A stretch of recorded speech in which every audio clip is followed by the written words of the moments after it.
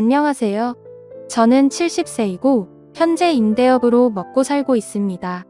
부모님 밑에서 외아들로 살아가다 젊을 적 벌어놓은 돈으로 부동산 투자에 성공한 삶이어서 부러움을 사기도 했습니다.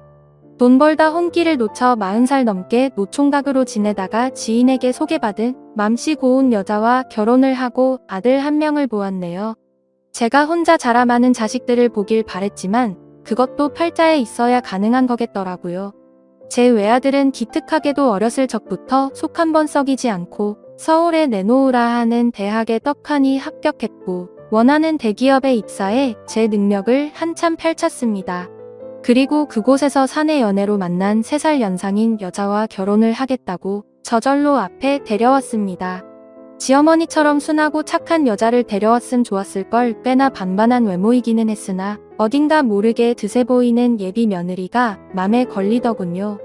아들은 뭐가 울린 듯 콩깍지가 쓰였는지 계속 여자친구가 좋다 하니 자식이기는 부모 없다고 결국 아들을 위해 결혼을 허락하게 되었고 예비 며느리가 될 아이는 어느새 혼자 임신까지 한 채 배불렀어 결혼식장에 들어갔습니다.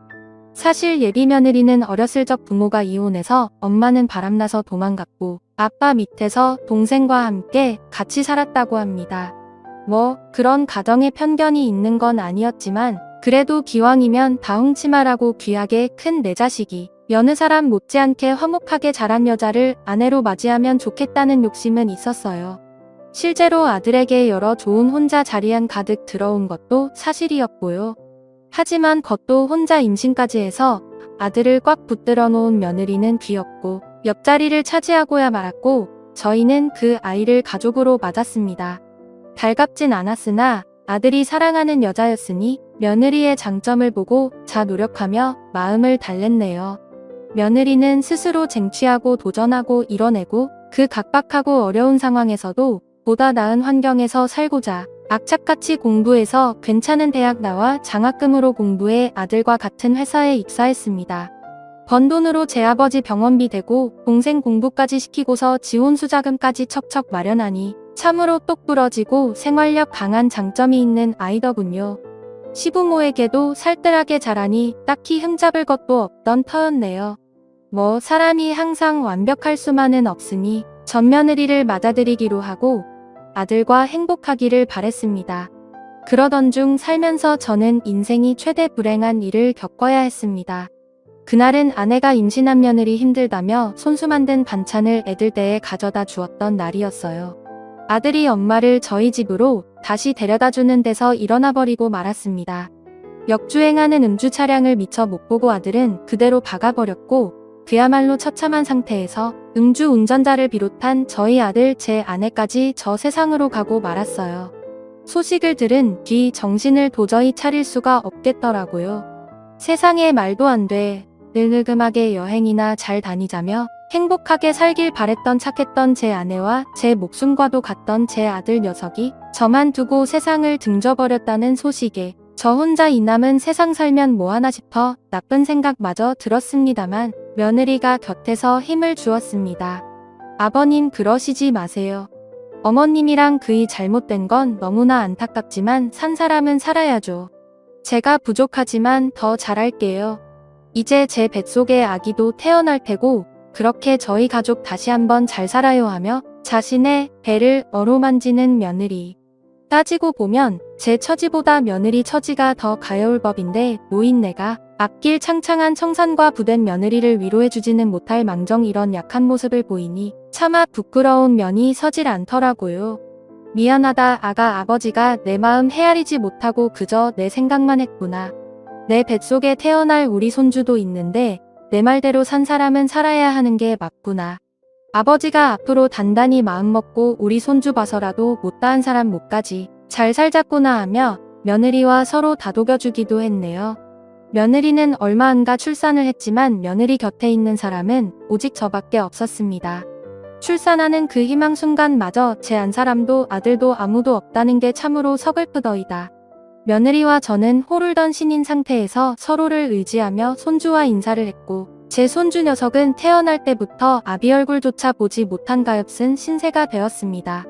저는 손주를 아들만큼 어업비 여겨 며느리에게 넉넉하게 생활비를 주며 어디 밖으로 일할 생각하지 말고 오직 손주 녀석만 신경 쓰고 잘 키우라 했습니다. 처음에는 괜찮다며 제 아이이니 제가 복직해서 돈 벌어 아들 교육 시키겠다 했지만 그래도 어디 그런가요? 제가 없는 사람도 아니고 건물 임대로만 웬만한 잘 나가는 월급쟁이 분급 이상 나오는데 저는 손주와 딱 한 며느리를 위해서 아낌없이 내주었습니다. 그렇게 6여 년이라는 시간이 흘렀고 연애 때와 마찬가지로 며느리와 가까이 있는 곳에 다 자란 손주 재롱 보면서 저는 가는 세월 붙잡지도 못한 채 나이만 먹어가고 있었습니다. 며느리는 직장에 복귀하게 되었고 가까운 데 사는 제가 손주를 데리고 와 항상 저희 집에서 시간을 보내곤 식사 후 집으로 가곤 했습니다. 제가 사는 이유는 자라나면서 아들을 빼닮아가는 손주를 보는 일이었고 아들 어렸을 적과 제 안사람과 행복했을 적을 그리며 추억에 의지한 채 그저 눈 감을 날만에 기다리고 있었네요. 그러던 중 제게 들어오는 여자분이 있었습니다. 손주 유치원 같이 다니는 같은 반 아이 할머니였는데 와버린 자식을 대신해서 손녀딸을 봐주고 있는 사람이었어요. 그저 오다 가다 인사하다가 이내 말 붙이는 사이로 그러다 차 마시고 식사하니 저희는 어느새 좋은 친구가 되었습니다. 정씨라서 제가 정여사님이라고 불렀는데 우리 눈 감은 안사람처럼 참으로 착하고 순박한 그런 사람이었어요. 지난 아픔을 가슴에 묻은 한 많은 세월 술 한잔하며 털어놓았더니 정여사님도 속에 있는 말을 털어놓으시더라고요. 그러셨군요. 참자식 먼저 보낸 부모 심정은 말로 다 못 다하죠. 제 팔자도 어찌나 사나운지 남편 먼저 몹쓸 병으로 잃고 막내딸마저 사고사로 잃었는데 어찌나 죽지 못해 사는 목숨인지요. 얼마나 그간 힘든 삶을 사셨겠어요? 누구보다 그 심정 이해합니다. 라며 서로 자식 잃은 마음을 위로해주기도 했습니다. 절대 한 사람 아니면 제 곁을 내어줄 수 없다 여겼는데 정이라는 게 참으로 무서워 마음이 열리더라고요. 가끔 저희 집에 와서 식사를 챙겨주기도 하고 집안 청소를 해주며 제 말동무를 해주었는데 어찌나 말을 곱게 하는지 젊은 청춘 마냥 막 설레거나 하진 않았지만 함께하는 시간은 참으로 즐거웠습니다. 저희는 친구 관계로 넘어 남녀로서 호감이 생겼고 점차 가까워져 요즘 사람 말로 여자친구 남자친구이지 않은 연인 사이가 되었답니다. 그런데 어느 날 미처 염두에 두지 못했던 일이 생기고 말았어요. 아버님 저 왔어요. 외근 중에 잠시 근처에 왔다가 들렸는데 저희 승준이 유치원에 잘 다녀왔어요 라고 웃으며 들어오는데 그때 하필 제 집에서 정여사와 그 손녀딸이 함께 시간을 보내고 있었고 정여사님은 익숙한 앞치마 차림으로 부엌에서 뭐를 한창 만들고 있었습니다. 당황스러워하는 며느리 앞에서 저는 떠든거리며 정여사님을 소개했습니다. 며느라 인사하거라. 우리 손주랑 같은 반 아이 할머니란다. 라고 인사를 하니 며느리 순간 새해지다 능청스럽게 웃으며 반갑게 정여사님을 맞아주었습니다. 민가 골치가 아파지더라고요. 며느리가 드셨년이 있었으나 생각이 깊어 이해해 주려니 싶기도 했지만 마음이 썩 편하지 않은 건 사실이었습니다. 며느리는 정여사님을 보낸 후 평소처럼 손주 녀석을 데려갔고 다음날도 그 다음날도 정여사님에 관해 어떤 것도 묻지 않은 채 흘려보냈습니다. 폭풍전야로 저는 며느리의 눈치를 보며 정여사님을 숨어서 만나는 꼴이 되어버렸고 다행히 정여사님은 제 입장을 이해해 주셨는지 서운한 내색을 굳이 드러내진 않더라고요. 그런데 며느리가 어느 날 어떤 여성분을 제 앞에 데려왔습니다. 아버님 서로 인사드리세요. 이분은 저희 친척분 지인이신 한 여사님이세요. 음식 솜씨도 좋고 집안일도 깔끔하게 잘하셔서 아무래도 아버님께 필요하신 분 같아 모시고 왔어요. 월급은 제가 알아서 드릴 테니 걱정 마시고 편안하게 지내세요. 한여사라 하는 여자분은 두툼한 화장에 세련된 염색된 머리를 하고 전게 차려입고 왔더라고요. 이미 정 여사님께서 가끔 와서 집안일을 도와주던 터이기도 했고 불편하기도 해 저는 좋은 말로 거절했습니다. 허나 며느리 끝까지 제 말은 듣지도 않은 채 계속 이분이 집안일을 해주면 좋겠다고 하는데 막무가내식으로 나오는 며느리의 두 손도 발들어 버렸네요. 아니나 다를까 한 여사가 오고 나선 정 여사님은 집에 자연스레 발길 이뜸하게 되어버렸고 그 틈을 타 한 여사는 제게 다가오기 시작했습니다. 늙음하게 여자복이 터졌는지 한두 번 피하고 거절하니 한 여사는 자존심이 상했는지 노골적으로 저를 유혹했습니다. 오늘 저 집에 안 들어가도 돼요. 제가 얼마 전 와인 한 병을 선물로 받았는데 향기가 아주 그윽하더라고요. 저랑 괜찮으면 한 잔 부딪혀요. 라며 제게 잔을 내밀었고 저는 여러 번 괜찮다 사염이 있지만 밀어붙이다시피 해 억지로 주는 와인 한 잔을 마신 후 정신 못 차린 채 그대로 골아떨어져 버리고 말았습니다. 그 다음날 깨나 보니 깔끔하게 정돈된 방에 어느 때와 똑같은 아침을 맞아 전안도를 하며 숨을 쉬었고 날이 밝을 때 손주를 유치원에 데려다 주며 정 여사님과 마주쳤는데 정 여사님이 어느 때와 다르게 제게 비속고침 말씀을 하시더라고요. 승준 할아버지가 저 말고 댁에 계신 분이랑 그런 관계인 줄 몰랐네요. 그렇게 여러 여자를 거느리시는데 소질 있으신 분이신 줄 몰랐어요. 진짜 부끄러운 줄도 모르고 실망이네요. 라며 말씀을 하시곤 제 곁을 지나가시는데 이게 다 뭔가 싶었습니다. 다 오해라며 전 집에 있는 사람하고 아무 관계도 아니고 그 댁은 며느리가 데리고 온 친척의 지인분이고 단지 우리 집에 집안일 도와주시러 오신 분이다라고 설명했으나 감정에 앞서는 정 여사님께는 씨알도 안 먹히는 얘기였습니다. 정 여사님하고 멀어지자 그 틈을 이용해 집에 있던 한 여사는 제 맘에 들기 위해 꽃단장을 하고서 찾아와 말동무도 해주고 집안일도 깨끗하게 쳐주고 정 여사님이 제게 했던 일로 제 맘을 사로잡으려 했습니다. 게다가 벼랑간 며느리까지 등장해 꽃다발과 봉투를 내밀더라고요. 어머, 두 분 너무 잘 어울리세요. 그렇잖아도 제가 공연 티켓을 선물 받은 게 있는데 저 혼자 가기는 뭐 하던 참이었거든요. 요새 잘나가는 트로트 가수 공연이니 두 분이서 오붓하게 잘 다녀오시고 분위기 좋은 호텔 디너 뷔페 티켓도 함께 넣었으니 좋은 시간 보내시고 오세요. 라며 며느리까지 지원 사격을 해주니 대뜸 흘러가는 상황을 보아하니 며느리가 손을 썼는지 이런 상황을 다 염두에 두고 계획한 것 같더라고요. 워낙 영리하고 빠삭한 아이니 애써 저에 위해 그랬다고만 생각하려 했습니다. 뭐 사실 저 역시 정 여사가 그렇게 나오니 막상 실망스러움에 한 여사를 굳이 피하려 하진 않았지만 사람이 알면 알아갈수록 구관이 명관이다라는 말처럼 교양도 지식도 풍기는 외모의 분위기도 여러모로 정 여사님을 대신할 수 없겠더군요. 오히려 한 여사를 통해 정 여사님에 대한 제 마음이 확고하게 자리잡음을 느꼈고 저는 용기 내어 다시 한번 정 여사한테 다가가기로 했습니다. 저는 한 여사의 감시를 피해 몰래 정 여사님을 놀이터 뒤편으로 불러내었고 그간 구구절절 심정을 쏟아내며 제 진심을 전해주었어요. 그러자 정 여사도 어쩔 줄 모르고 귀엽고 여린 맘에 눈물을 훔치더라고요. 저도 실은 승준 할아버지가 보고 싶고 그립고 했어요. 제가 왜 그렇게 퍼부었나 반정도 많이 했고요. 하지만 생각할수록 제가 다가설 자리는 없는 것 같아 제 맘을 정리하기로 했습니다. 아무리 우리가 인생을 산 세월이 많다 한들 이해할 부분이 있고 도저히 이해가 안 되는 부분도 있잖아요 라고 말을 하면서 제게 휴대폰 사진을 주섬주섬 찾아 보여주더라고요. 그런데 이게 웬일인가요? 저는 휴대폰 사진을 보고 그야말로 숨이 턱 막히는 기분을 느꼈습니다. 그 사진은 바로 저와 한 여사가 한 이불을 덮고 자고 있는 모습이었어요. 그 사진이 정 여사님께 전송이 되었다는 겁니다.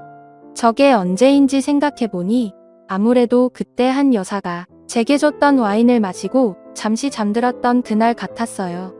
학렬이 치받는 게 나 모르게 이런 일을 저지른 한 여사를 도저히 가만둘 수 없겠더라고요. 모종의 음모가 도사리고 있다.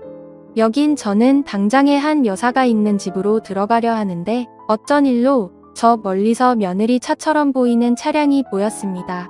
평일이라 당연히 회사에 갔을 줄만 알았던 며느리는 연차를 낸 건지 어쩐 건지 가까이 다가가 보니 옆에 익숙한 얼굴의 한 여사와 얘기를 나누고 있었네요. 헌데 그 둘이 하는 얘기가 윈가 심상치 않았습니다. 야, 나 도저히 못하겠다. 저놈의 빡빡한 영감탱이 하나부터 열까지 다 맞춰주는데도 넘어올 기미가 단일도 없어. 저런 별볼 일 없는 퉁퉁한 여인네랑 이런 신랑이 하는 것도 자존심 상할 판국에 이딴 대접 받아야겠니? 하며 더운 듯 부채질을 하고 있는 한 여사 삐축하게 노려보며 며느리가 입술을 깨물며 대꾸하더군요. 그래서 지금 재산 50억을 그 별볼일 없는 퉁퉁한 여인네한테 뺏기겠다고. 엄마 우리 아빠 돈 못 번다고 그놈의 돈 쫓아서 남편 자식 버리고 같이 일했던 사장놈하고 도망간 거 아니었어? 이렇게 돈 좋아하는 양반이 50억을 눈앞에 두고 포기하겠다고. 시아버지가 엄마한테 안 넘어올까봐 자신 없어진 건 아니고. 엄마 이게 대체 무슨 소리야? 분명 며느리가 한 여사한테 불렀는데. 며느리는 어렸을 때 어머니가 바람나 집 나갔다고 했는데 그 엄마가 바로 한 여사라는 말입니까? 비틀거리며 거의 쓰러지기 직전이었던 전 금수만도 못한 모녀의 대화를 마저 들었습니다. 며느리의 말에 분이 이랬던 한 여사는 눈알이 뒤집힐 정도로 소리를 지르더군요. 자신이 없어. 너 없다 그 여자와 날 비교하는 건데. 나의 사람 취급도 안 했던 네가 재산 상속 때문에 날 내 시아버지 옆자리에 심어 놓으려는 주식검은 속내 뻔히 아는데 네가 나한테 이따위로 나와도 돼 아쉬운 게 누군데. 서로 아쉽지 않아 엄마는 시아버지 곁에서 받을 호감까지 생각하면 나한테 저래도 모자랄 판이야. 시아버지 저 세상 가고 나면 남은 재산 반반씩 나누기로 했으면 잘해야지. 50억이 거저 떨어지는 줄 알아. 죽 서서 정 여사인지 뭔지 그 여자 주기 싫음 제대로 좀 하자고. 라고 얘기하더라고요. 그 소리를 듣는데 얼마나 손발이 부들부들 떨리던지. 손주를 봐서 그간 믿고 있었던 며느리한테 뒤통수 제대로 맞았던 저는 모든 진실을 아니상 더 이상 가만히 있을 수 없었습니다. 떨리는 손을 가다듬고 애써 재전담 변호사한테 전화를 넣으려던 찰나 그때 한 여사가 며느리한테 찍소리도 못하고 씩씩거리며 나오더군요. 어머 깜짝이야. 아니 세상에 왜 여기 있어요? 설마 지금 여기서 우리 애기가 엿들은 거예요. 어머 기가 막힐 노릇을 당한 게 누군데. 그 배치 같은 여자는 저를 보더니 오히려 자기가 기가 막히다며 황당하다는 얼굴을 하고 있는데 지 엄마 얘기를 듣던 며느리는 단걸음에 달려와 경악하며 아버님 이게 어떻게 된 거냐면요. 말을 주춤거리자 저는 며느리를 붙잡고 흔들며 배신감에 치를 떤 채 절규했습니다. 며느리는 한동안 가만히 제게 당하고만 있다가 기왕지사 엎어진 일 갈 때까지 가보자 란 심경으로 절 뿌리치며 뻔뻔한 자태로 내지르더군요.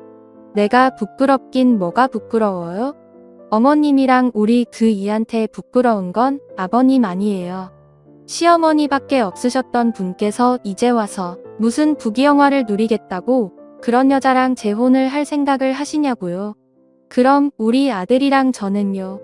낙동강 오리알대라고요. 그 여자네 자식들은 이미 아버님이랑 지내 엄마랑 결혼하는 줄 알고 아버님 건물주인 거 알고 아주 신났던데. 그럼 며느리인 저와 제 아들은 어떻게 되는 건데요? 제가 뭐 때문에 여태까지 재혼 안 하고 아버님 곁에 있었던 노고가 몇 년인 줄 아세요? 그걸 유일한 핏줄인 우리 승준이만 물려받을 수 있는 아버님 재산을 그거를 그 여자와 나눠야 한다고요. 절대 있을 수도 없고 있어서도 안 될 일이에요. 저도 다 살자고 우리 아들 지키보자 했던 거라고요. 라고 끝까지 저 잘났다고 우리 손주 핑계만 대니 저는 며느리를 쳐내며 그 더러운 입으로 우리 손주 핑계 대지 말고 미사리 사육을 위해 우리 손주까지 이용하지 이제 우리 인연은 여기까지구나. 내 너를 기특하게 생각하고 내 자식처럼 보듬어 주려고 했는데 이런 무서운 짓거리를 꾸민 너하고는 도저히 가족으로 살 수가 없겠구나. 당장 내 곁에서 사라지고 앞으로 평생 보는 일 없으면 좋겠구나. 라고 하니 며느리는 극단적인 상황에 치닫자 울음이 나오는 걸 간신히 악문 채 저를 붙잡고선 그럼 승준이는요. 승준이도 다신 안 볼 생각인 거예요. 라고 해서 저는 한숨을 깊이 쉬고 그 어느 때보다 냉정한 결단을 내렸습니다. 승준이가 우리 손주인 건 맞지만 승준이가 내 아들로 사는 이상 난 승준이도 절대 볼 수가 없겠구나. 내 손주이기 전에 내 끔찍한 핏줄도 섞인 아이니까. 라고 말하며 한치의 망설임 없이 뒤돌아섰습니다. 며느리는 그제서야 제 진심을 깨닫고는 그 와중에 잘못을 반성하기는커녕 저를 붙잡으며 울고불고 온갖 원망을 하며 독한 언성으로 시작했고 심지어 저를 향한 막말이나 저주도 서슴지 않았습니다. 추한 며느리를 보자니 남아있던 정마저 떨어져 관계는 파국으로 치닫게 되었습니다.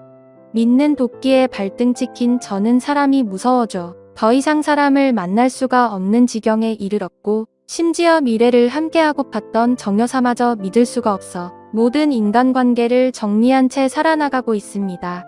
그게 벌써 2년째이네요. 가끔 며느리와 손주가 곁에 있었던 지난 세월이 그리울 때가 떠오릅니다. 이렇게 된 건 다 누구의 잘못인 걸까요? 제가 뒤늦게 정여사와 만나 재혼하려는 게 그렇게 큰 문제였던 걸까요? 며느리가 그런 천인공노할 일을 저지를 만큼 만약 그렇다면 시간을 돌이키고 싶네요. 아무 일도 일어나지 않았을 때로 돌이키고 싶습니다. 오늘따라 먼저 떠난 아들과 제 아내가 참 그립습니다. 어쩌면 다시 만나지 못할 귀여운 손주 녀석도요. 어서 이 끔찍한 운명이 끝나길 바라며 괴로움을 털어놓고자 사연을 보내봅니다. 감사합니다.